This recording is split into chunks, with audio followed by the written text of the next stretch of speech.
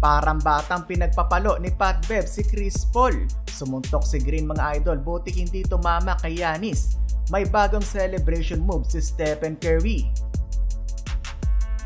Golden State Warriors vs Milwaukee Bucks. Sell out ang crowd sa Chase Center. Nagbabalik sa lineup ng Bucks si Giannis Antetokounmpo matapos makaramdam ng left knee soreness.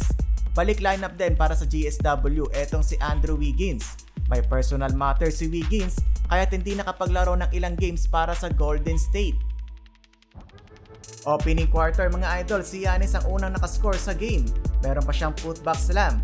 Nagulat naman ang lahat nang biglang lumipad si Jonathan Kuminga sigawan ng arena. Nasundan pa yan ng another slam mula sa mga youngsters ng GSW. Podziemski lab pass to Kuminga slam dunk. Umpisa pa lang ng laban mga idol, natawagan agad ng technical si Draymond Green. Ganda kasi ng kanyang tapal kay Giannis ngunit tumawag ng foul ang referee. Kamuntikan pang masuntok ni Green si Giannis. Kung tumama yon baka maban ng di oras si Green mga idol. Midway ng quarter palitan ng tres si Stephen Curry at Damian Lillard. 4-minute mark, Stephen Curry tumira ng long range 3. Pagpasok ng tira biglang napagolf etong si Curry mga idol. May bagong celebration move. Pasok naman ang unang tira ni Klay sa 3-pointer. Nahawa na sa Splash Brother si Chris Paul. 40-32 lamang ang GSW. Second quarter mga idol, dito na umalagwa ng husto ang Warriors. Umabot ng 22 ang kanilang biggest lead. Pinangunahan ni Kuminga ang Golden State with 10 points on 4 of 5 shooting.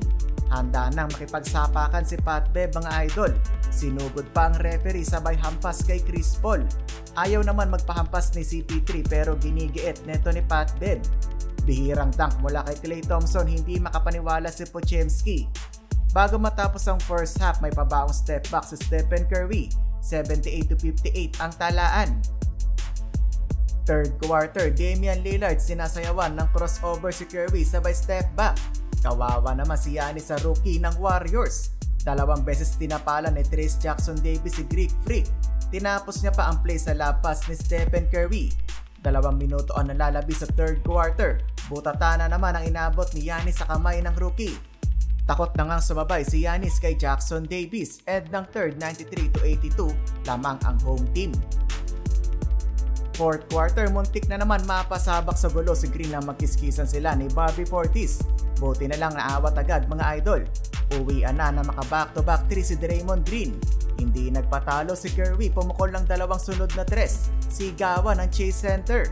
Final score 125-90, panalo ang Warriors. Stephen Curry 29 points, 8 rebounds at 5 assists.